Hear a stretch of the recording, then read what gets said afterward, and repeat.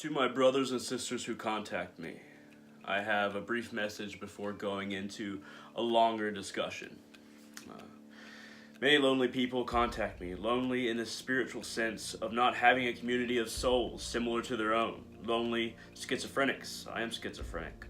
And people depressed because fitting in anywhere has always been a challenge. Most of the years I've been alive, I've been searching for meaning. At times I felt like it was a phantom, like there is no meaning or organization to the things that happen in existence. And existence itself felt like a cruel joke probability was playing on us.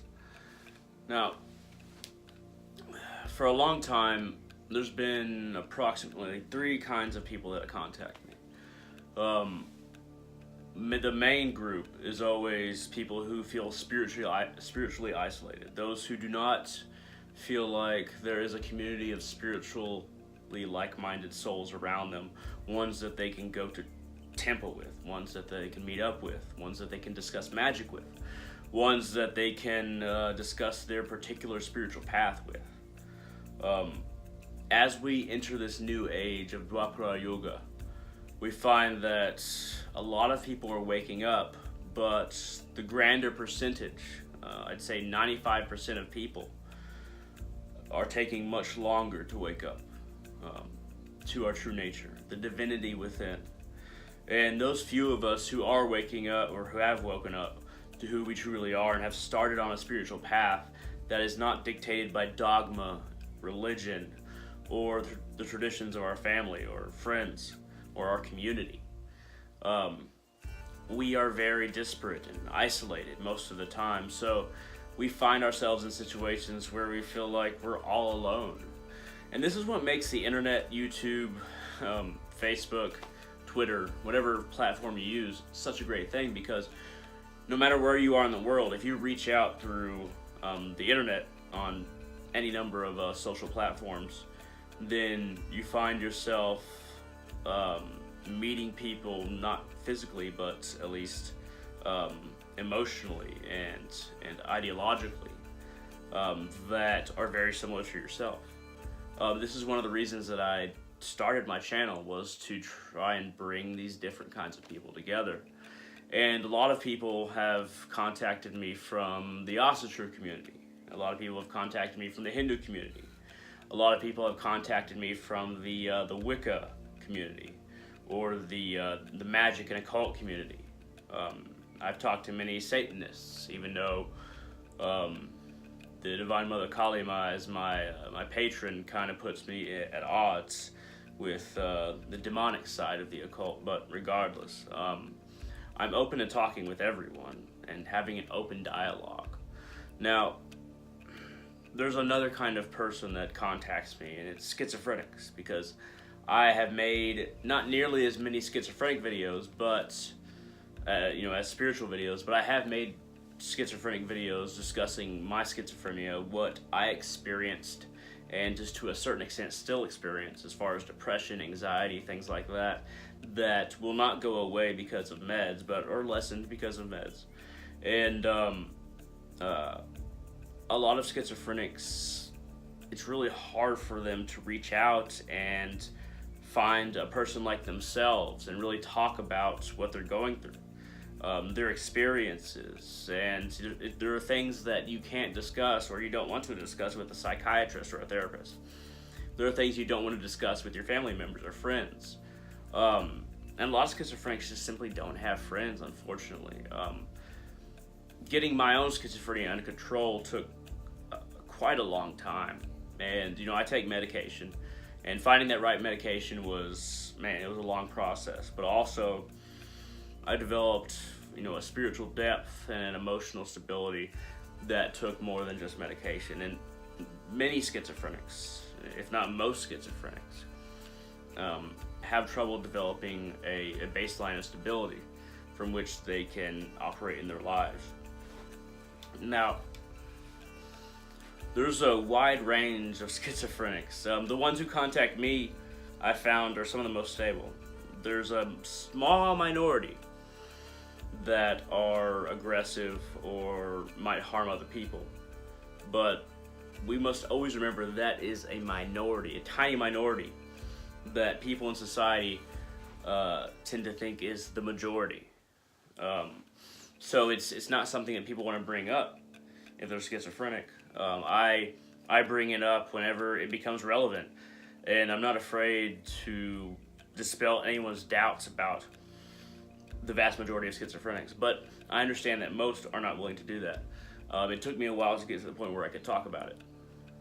Now, the third type of people that contact me are the ones who are just lonely. They don't have a spiritual difference between themselves and society. They don't have a psychological difference as far as chemically and physiologically like schizophrenics. But people who are just emotionally isolated because they do not feel the same sympathy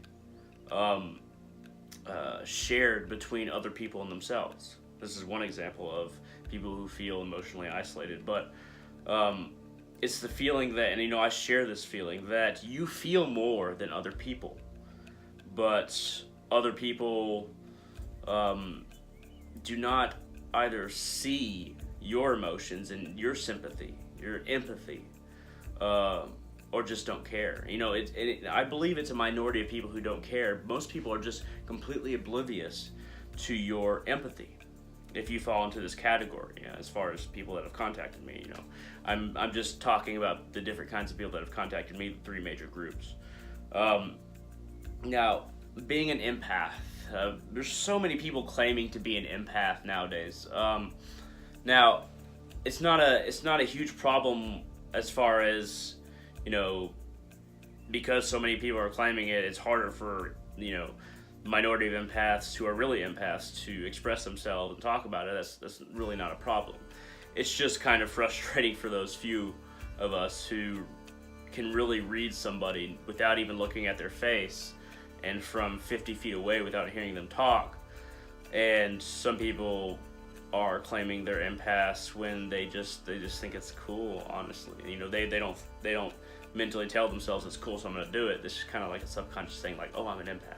But anyway, a lot of people who contact me, when it comes to the emotional difference they feel between themselves and their community, they really don't know how to make a bridge. Because when it becomes a spirituality, you can try to look for other people online that kind of fall under or near your spiritual path. But schizophrenics, we kind of fall under a certain umbrella that we can kind of seek each other out. But empaths, people who do not have a category, I guess you could say. It's not necessarily great that, spiritual people have a category, or especially schizophrenic people have a category, because we kind of hate that category that psychiatrists label us under most of the time. But empaths, empathy to that extreme, to where you are an empath, it hasn't gained the knowledge of common society yet, not completely. It's very popular among people who are interested in spiritual stuff. And a lot of people claim that they're empaths when they're not. But for the vast majority of humanity, it's just not a thing yet. So people who are emotionally in need contact me. And, the best advice I can give to somebody who's an empath is to figure out which stones, herbs, and symbols ground you, and surround yourselves with those things. Perhaps using some crystals as well, and some candle magic. I'm being very vague here. I'm not getting into the particulars of any one of these things, but find a way you can ground yourself. Or maybe it's just a meditation. Maybe it's just a 30-second meditation where you close your eyes and you breathe deeply, and you picture yourself as this one little white ball in the darkness, and the ball kind of grows brighter and brighter and brighter, until you feel yourself solidifying and you are this solid ball, nothing can get it. If you're a schizophrenic and you need a way to deal with people who, deal with situations in society that are difficult for you, then you can try to retract the energy from the front of the face and the front of your head. I know it sounds strange. and kind of move your consciousness to the back. Focus on the very back of your head. Pull yourself away from those emotions and completely try to take the life out of your face to where you don't necessarily close your eyes and slump, but you draw all the energy to the back of your head. And when that energy is there, kind of focus on it. Feel how it feels to really withdraw from the immediate situation. If you're a spiritual person, one state of mind you might want to adopt when you don't feel other people that are on the same path as you around you is really diving into connecting to your spirits and gods. Allow your meaning, allow your home, allow the center of your heart, the lotus of your heart, to be filled with the purpose of a particular mission. A mission connected to a spirit or God. A mission that allows you to focus on for the length of your life. Now, this is actually true for schizophrenics and empaths as well, but I think that it especially applies to spiritual people, because a lot of the time when we feel isolated, we don't feel in conjunction with society's mission. So we should definitely make up our own. We don't have our own.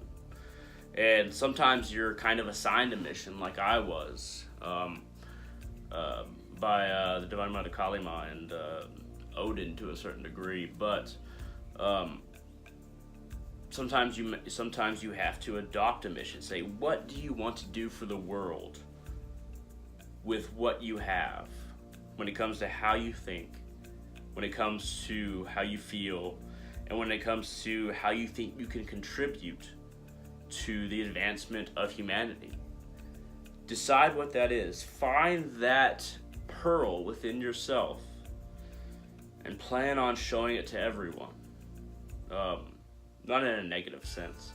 Plan on developing a technique or a habit of working on this project of yours. Let's say you want to feed as many people as possible. You want to feed everyone that's hungry in the world. Let's just throw a very huge goal out there. Of course, every big goal is composed of smaller goals, and then once you reach these smaller goals, then it attributes to a bigger goal.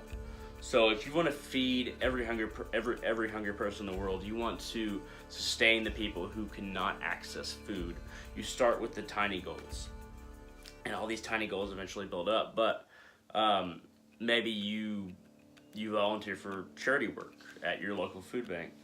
Maybe you ask all of your neighbors to donate as much canned food as they can and bring it to your local food bank.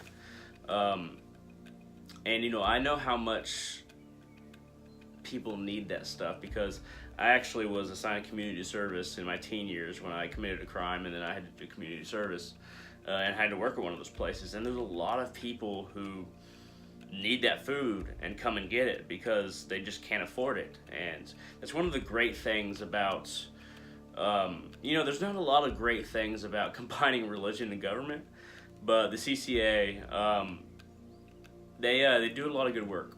I'm not Christian, but the CCA does a lot of good work. Things like that, but also kind of branching out. Maybe you want to push for a book of research that you've done, and you do all this research, and then you kind of create a book of your ideas on how you can make this effective worldwide, or maybe statewide, or something like that, or write a letter to your congressman.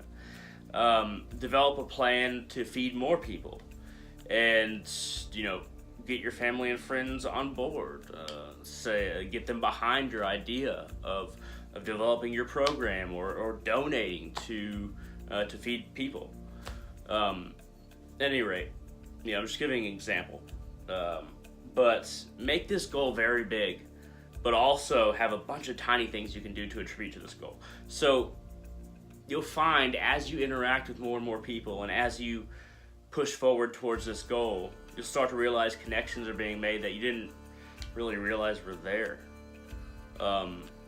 For all kinds of people that I've mentioned, but spiritual people is the instance that I'm giving right now. you'll start to realize the humanity within yourself and everyone else. And it's a feeling that is the opposite of isolating, which is what we feel, isn't it? And that's not the main purpose, but you'll start to find people who think like you. That, you know, it's great to look on the internet, and it's great to connect with people in a variety of ways, but when you start to help the world will shuffle some chips your way. It always does. So, to the people who have contacted me, thank you very much for contacting me. I have tried to answer all of your questions and get back to you. There's been a lot of people though, so forgive me for not doing it immediately. And if you have any questions, comments, concerns, or you want to contact me because you feel lonely in one of these ways or another way, feel free to contact me, because I felt lonely in all of these ways. So I'm always here to help you as best I can. I can't guarantee anything. I can guarantee nothing to you. But I can try. I can try to help you. And that's my goal. To try and help those people who feel like nobody can help them. So,